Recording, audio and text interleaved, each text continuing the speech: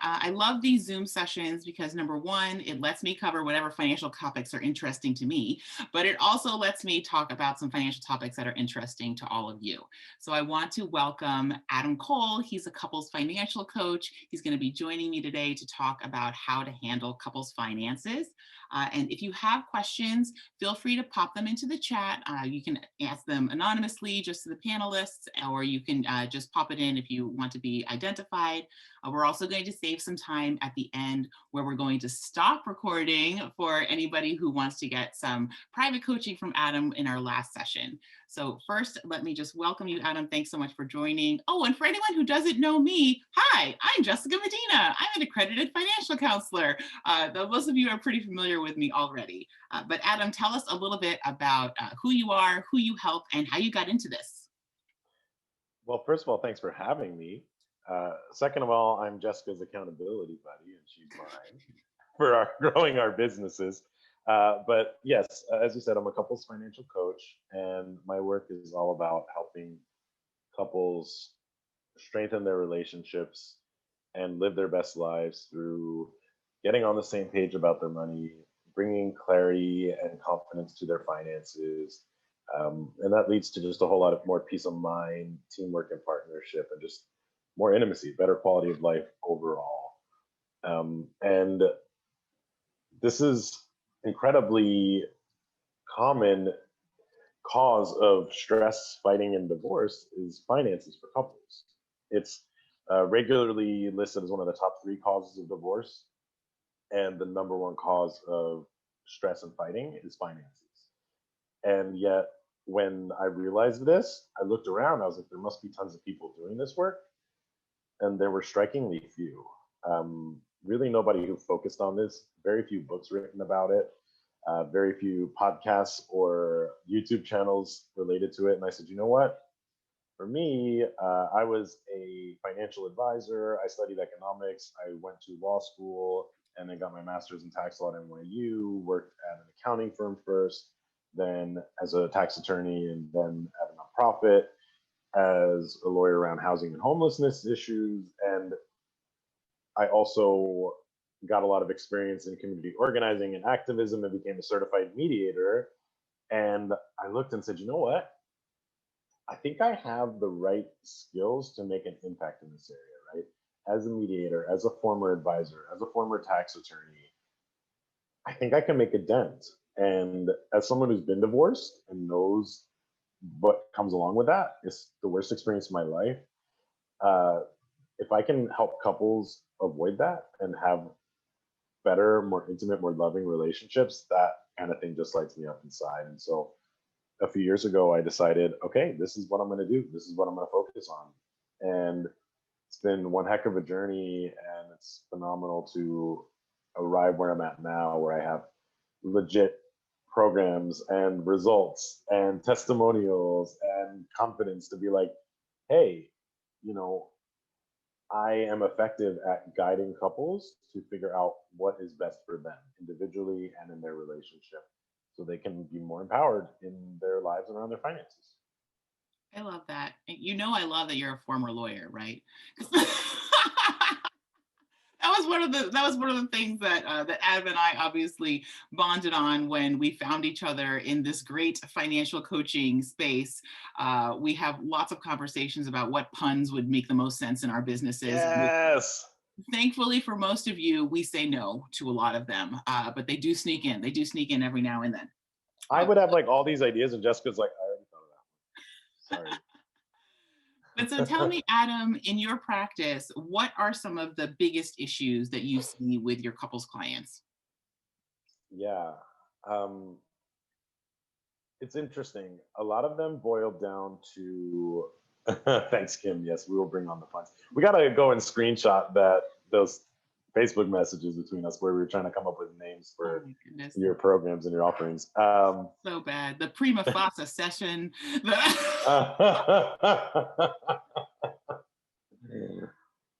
Oh God. And loco co-parentis for like co-parenting. I don't know. Deep into the Latin, real deep. It was Real not deep. good. Yeah, there was definitely some like 12v6 references and things like that. But A lot of the challenges are really about points of view. Um, Money is an uncomfortable topic for many of us, right? And then we get into this committed relationship. We care about this person. We want to spend our life with them, but money's also a tough topic for them. Um, Even if one or both of us are good at the strategic side of money, the emotional and intimate and relational side of money could still be a challenge. Now, what happens? People come to me and they've got a reason for their struggles always. We have different points of view. We have different priorities. We have different values. We grew up differently. And to a degree, those things are true, right? I actually see them as they become an easy place to default to explain why you struggled to get on the same page. In reality, it's because you're not having the right conversations in the right way, right? So what are the right conversations in the right way?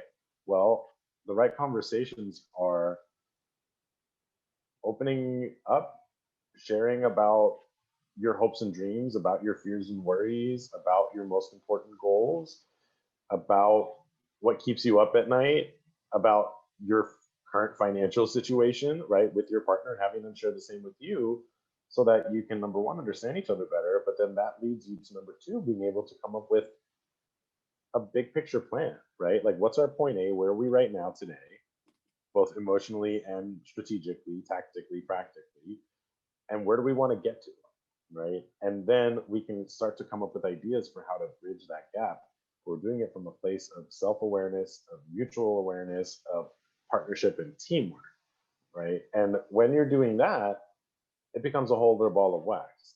But so much of this at the end of the day boils down to self reflection, humility, curiosity about your partner, and empathy towards their points of view.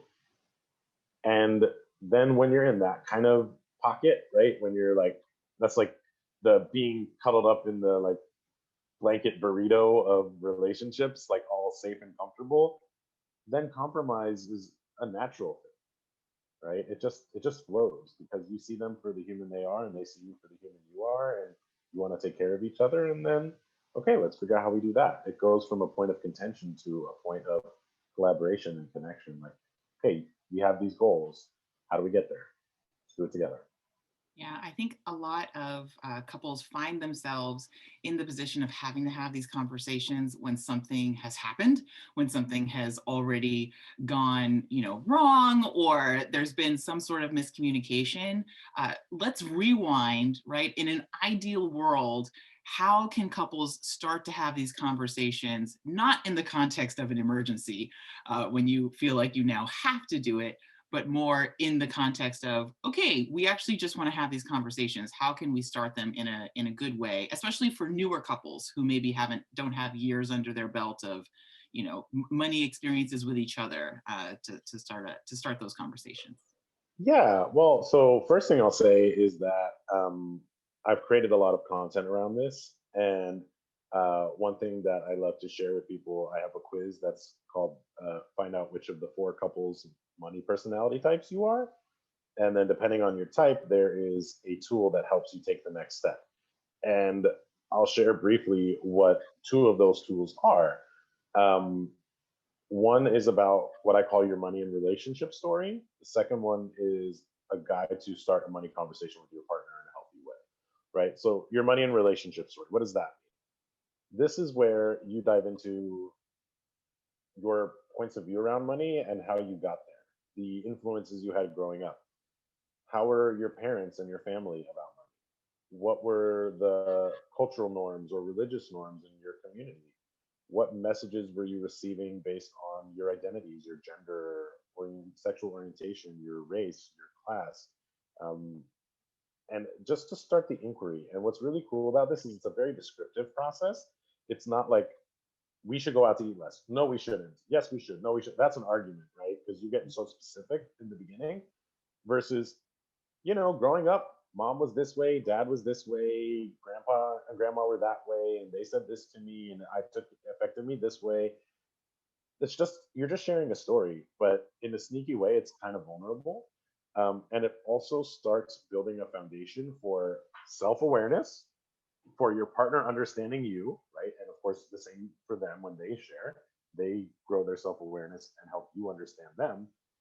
And it builds this like trust and safety, because for a lot of couples, every money conversation, or almost every money conversation, has been super uncomfortable and icky and maybe tense, maybe even fighting. This one is pretty safe. I'm telling you about my experiences growing up and sharing with you. And it kind of starts to rewire our brain a little bit, right? I'm not saying this in like a strictly like neuroscientific way. I'm not a neuroscientist, but you start to trust that we can talk about money, and it's not going to be something that leaves me full of anxiety, anger, resentment, and all that stuff, right? Instead, it leaves me feeling like understood and cared for, and I get to do the same for my partner.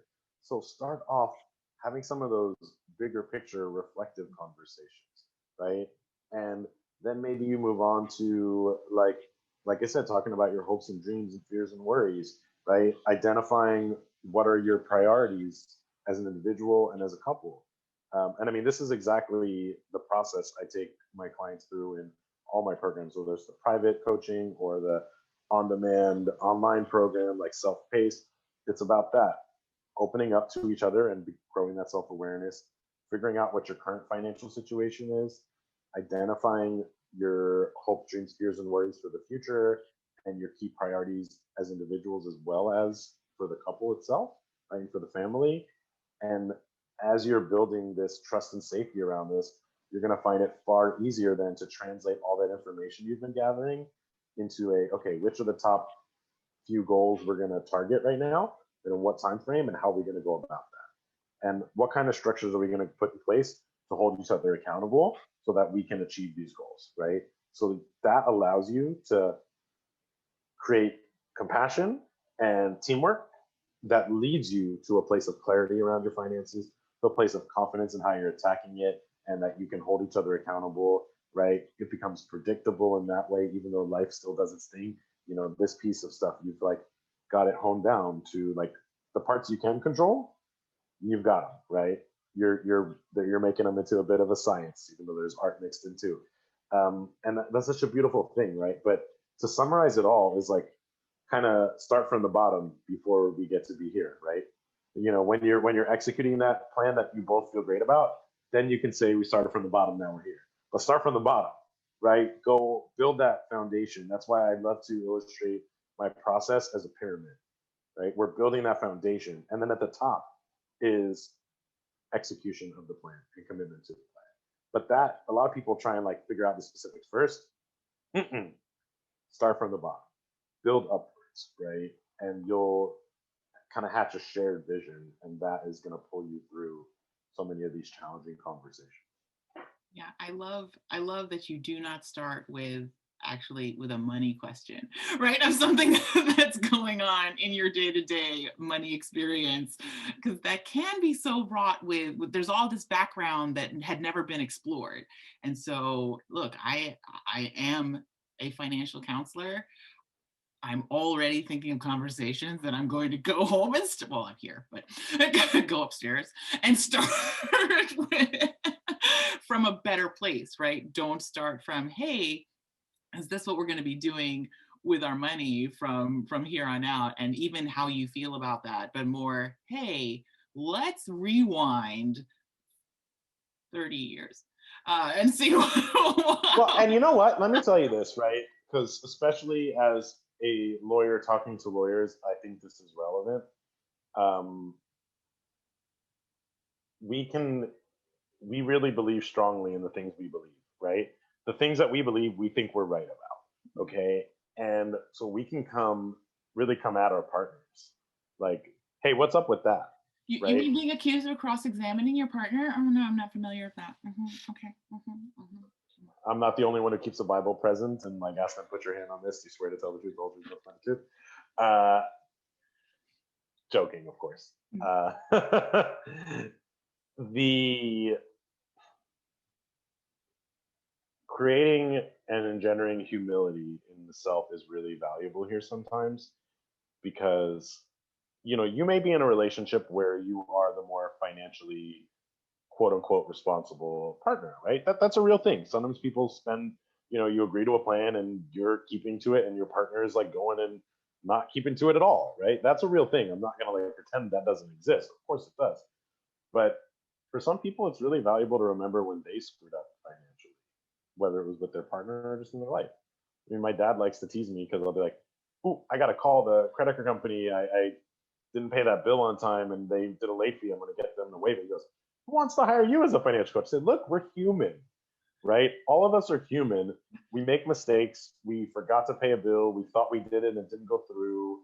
We accidentally had the withdrawal come from the wrong account. And so it bounced, right? Like, it's just the way of life.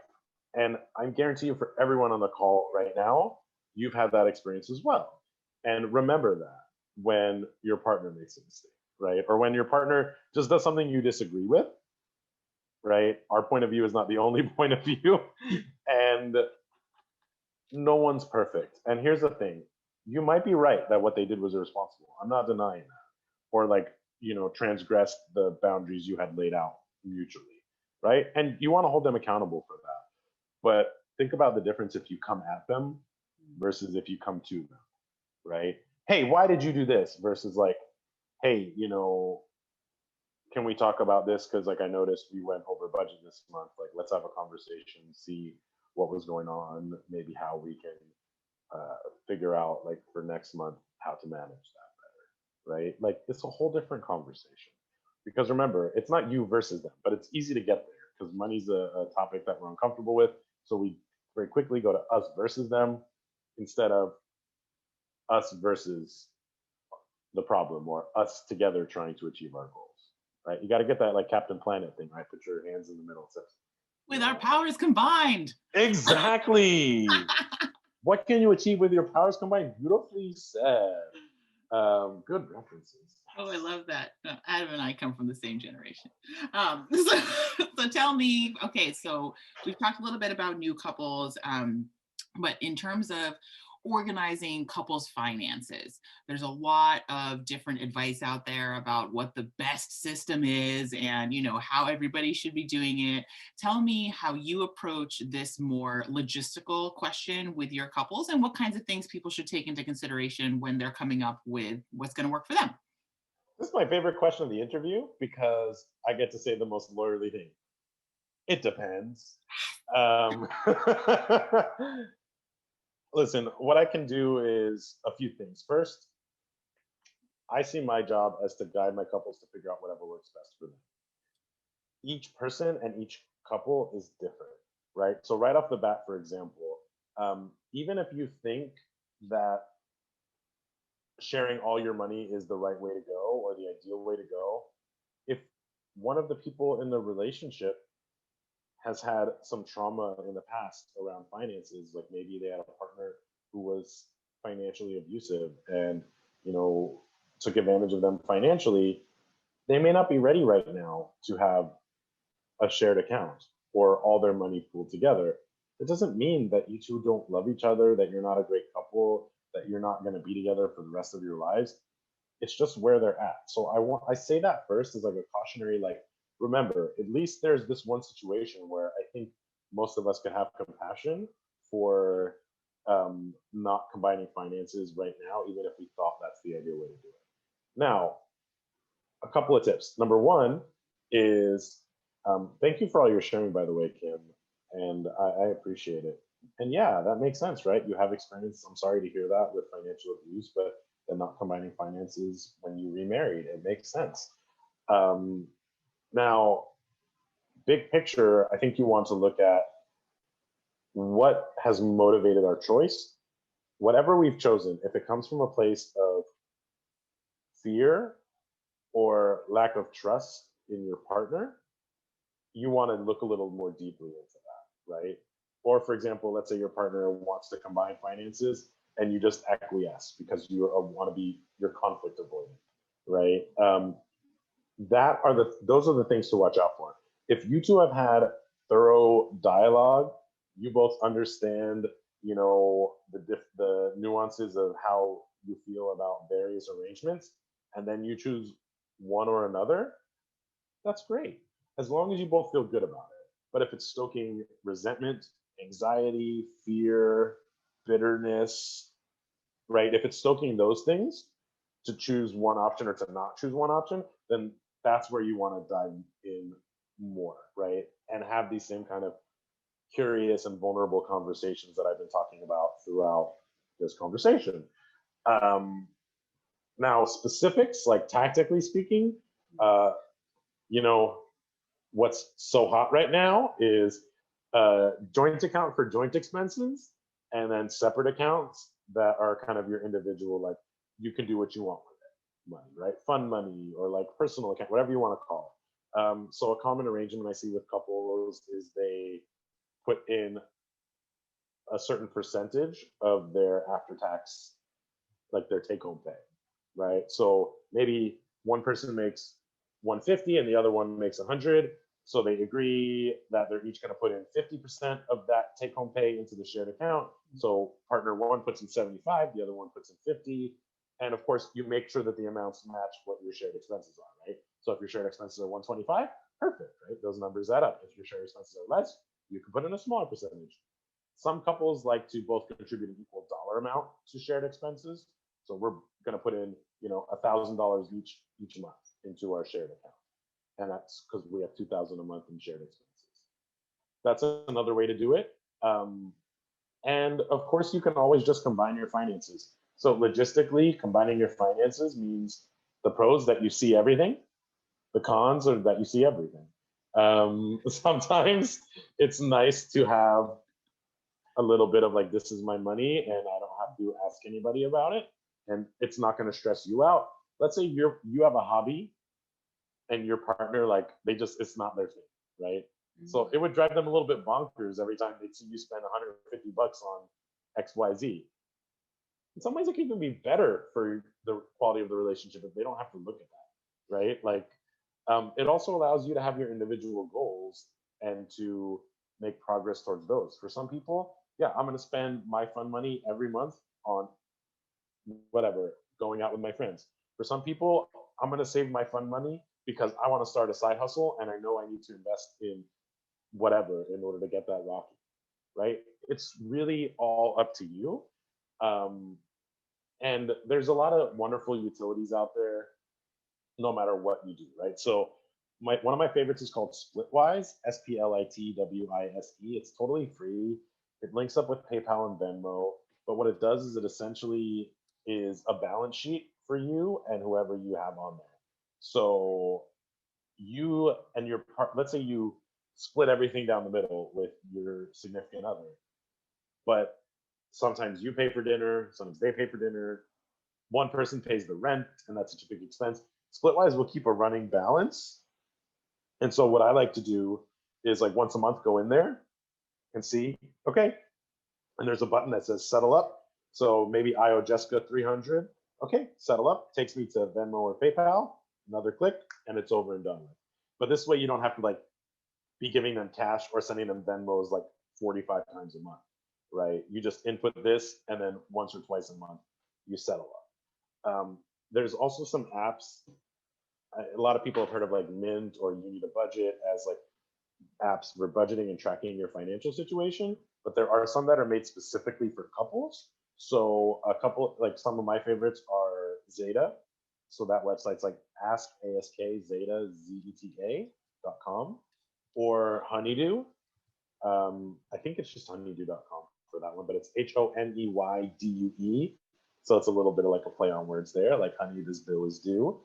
And I have personal relationships with the founders of each of those. They're both great people who are passionate about helping couples manage their money better together. And so they have neat features. For example, Mint, whatever accounts you put on there, it's all in like one dashboard.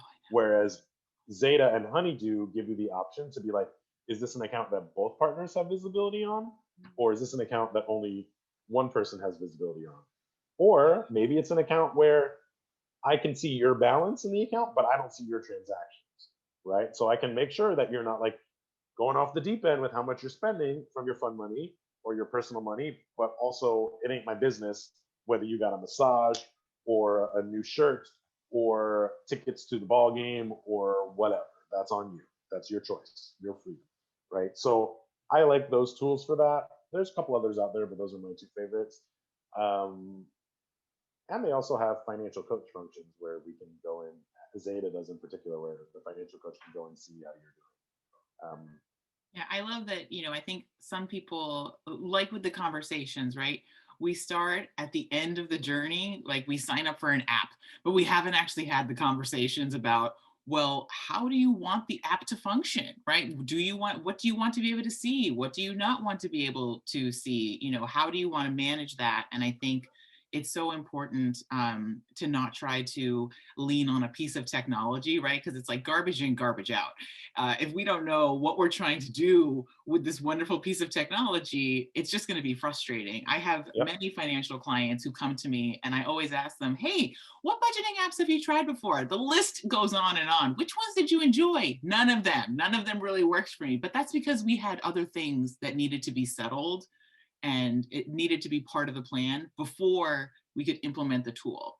But if you have all those absolutely. conversations, then the tool becomes really powerful because now it's just enabling exactly what you've set out to do.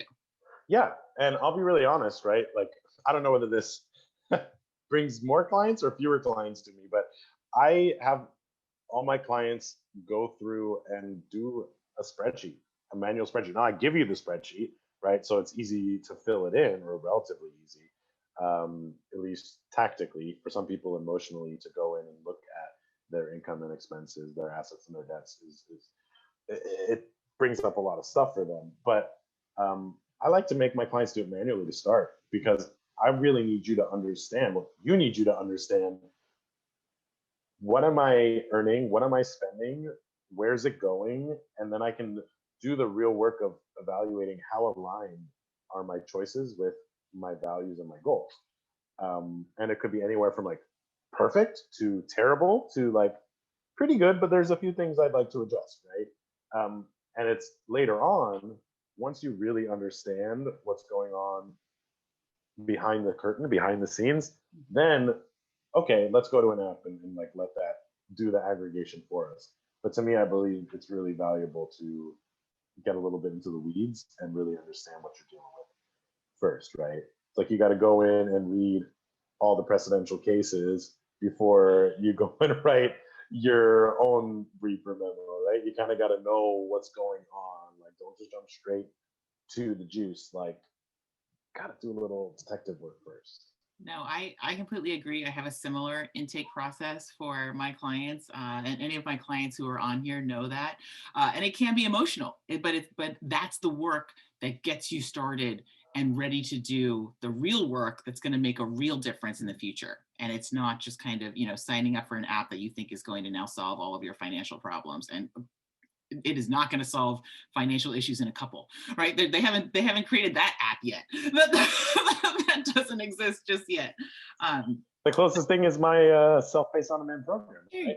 go. And by the way, I just want to say, like, first of all, to Kim, like, number again, thank you for sharing. And number two is like, in a situation like that, right, where you're not ready to or don't want to combine finances, it's important to share that with your partner and share with them why. And then also, a lot of times we're just like, I'm not going to do combined finances, and it stops there. The next level is like, here's why. I dealt with financial abuse in the past. It's really scary for me. It's going to keep me up at night. Like, so I just, for now, like, or at least forever, let's not do that.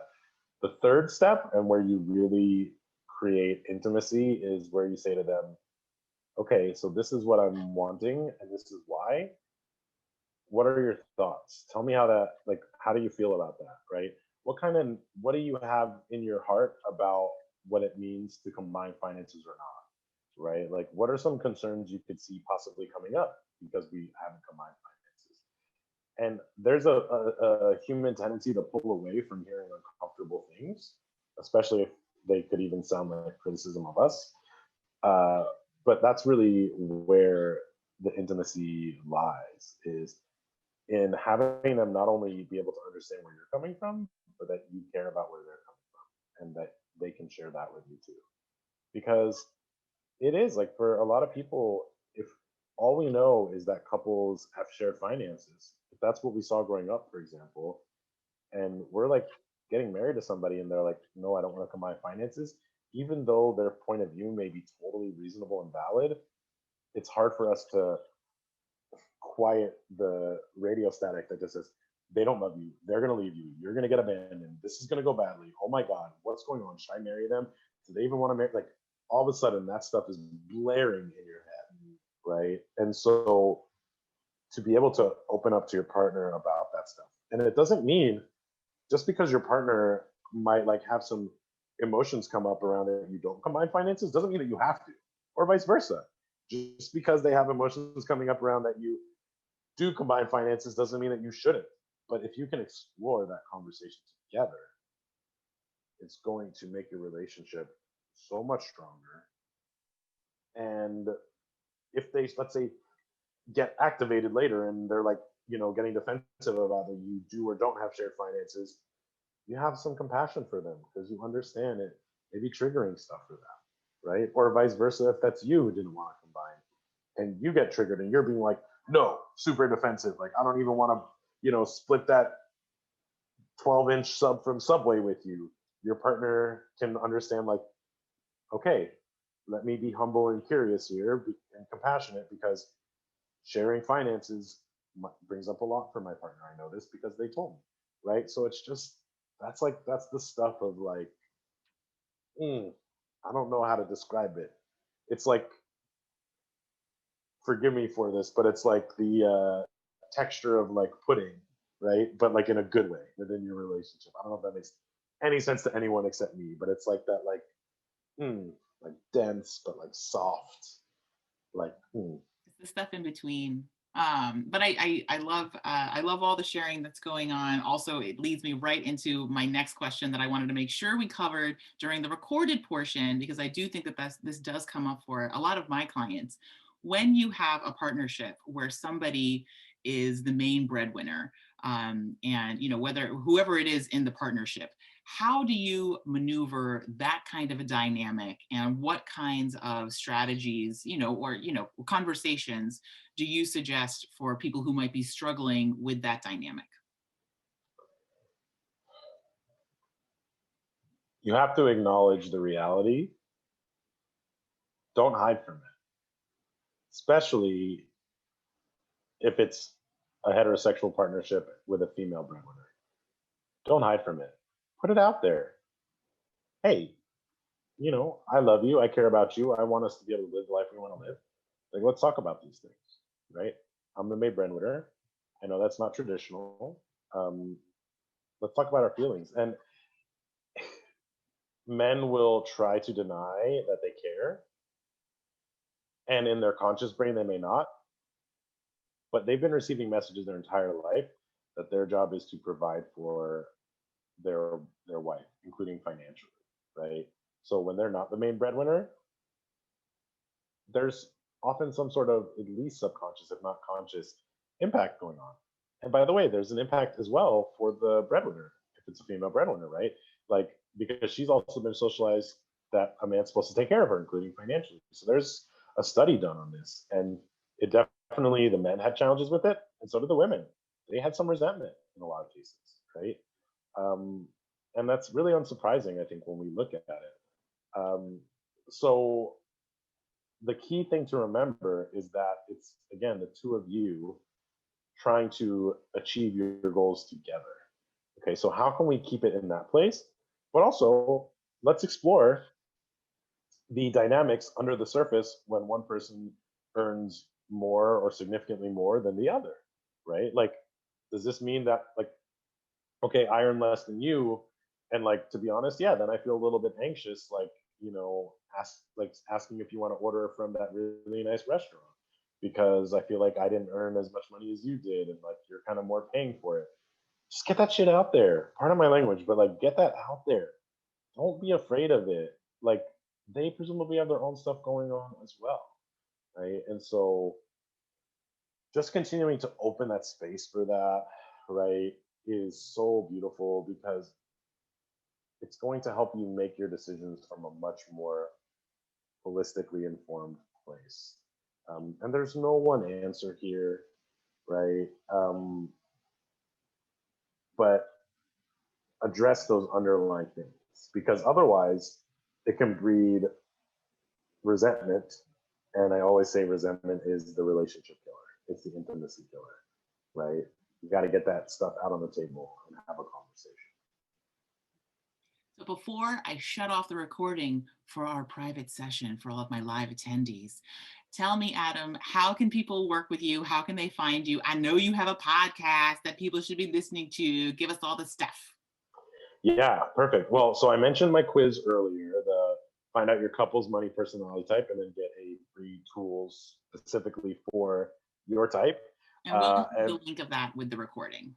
for sure. And that one you can find on a bit.ly link. It's bit.ly/love money quiz, all lowercase and just like one long word after the slash.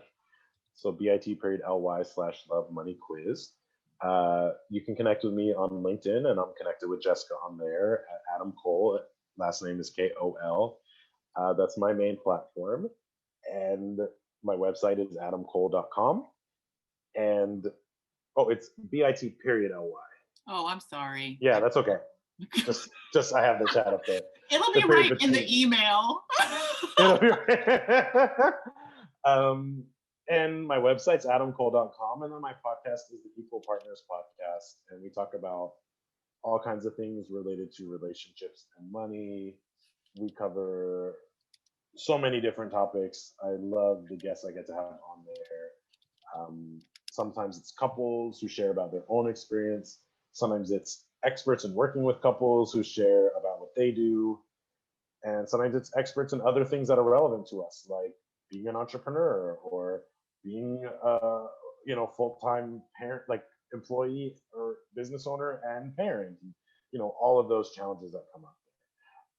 So yeah, check it out. It's on all the main things: Spotify, Apple, Google, etc. Oh, this has been great, Adam. Thank you so much for joining us. I am so glad that I met you in the financial coaching space. And seriously, I've already been given prompts that I need to go work on in my own life. But let me stop the recording and let's get into the private live session.